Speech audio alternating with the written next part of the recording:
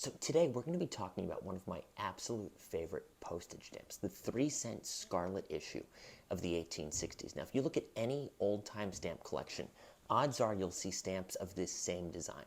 But almost all the time they were printed in a color that we collectors call rose. There were other shades, rose pink, pink, pigeon blood pink. That's a story for another day. But odds are, if you have a stamp that looks like this, it was printed in rose. This was a workhorse stamp of the 1860s. From 1861 through almost the end of the decade, this stamp was used by the million. But this stamp very clearly has a different color. This is very clearly a vibrant, striking shade that we call Scarlet. Now, this stamp has a fascinating history. It was first brought to light in the late 1870s by John Walter Scott, the father of American philately, the founder of the Scott catalog. John Walter Scott sold one of these stamps in an auction in 1878. This is the first record we have of it appearing. And he probably got this stamp through a back channel, through the National Banknote Company's archives or something, but he couldn't let on what his source for these stamps were. So he concocted a story that in the 1860s he received a letter from New Orleans, and this letter had an oddly colored stamp on it, so he wrote the postmaster of New Orleans and said, "Can I purchase stamps that look like this very odd shade?" And the postmaster supplied him with a couple of sheets of stamps. And he created this whole story as a way of trying to convince people that these stamps were actually issued by the post office. What we know now, though, the story was completely false. These stamps were never issued for the post office. This color, Scarlet, was a trial color when the National Banknote Company was trying to figure out what the shade of the stamp should be. Now, this stamp does not exist in used condition.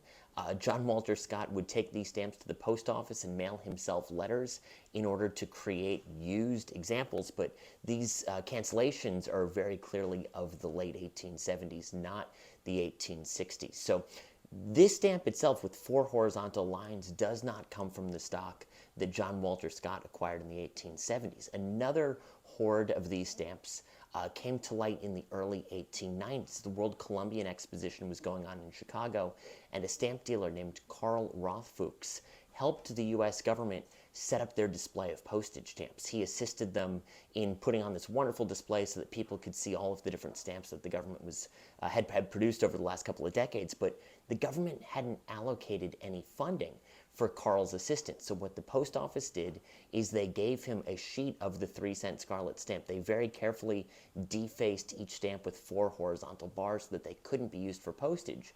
But they basically said, "Here, take these stamps, you can sell them, and that's your payment for assistance in the Columbian World's Fair." So this stamp here originates from that batch of stamps that Rothfuchs received from the post office in 1893. Now, the one thing we don't necessarily know about this stamp is when it was produced. Original research back in the 1960s seemed to suggest that it was made in 1861, right at the beginning of the production of this stamp, and they thought maybe this was a color that was being experimented with to see if the government liked it. The government obviously settled on the rose shade, not the scarlet. But more recent research suggests that maybe it was produced later in the 1860s, 1867, 1868, as the government was getting ready to produce grilled stamps, as they were trying to come up with means of thwarting counterfeiters.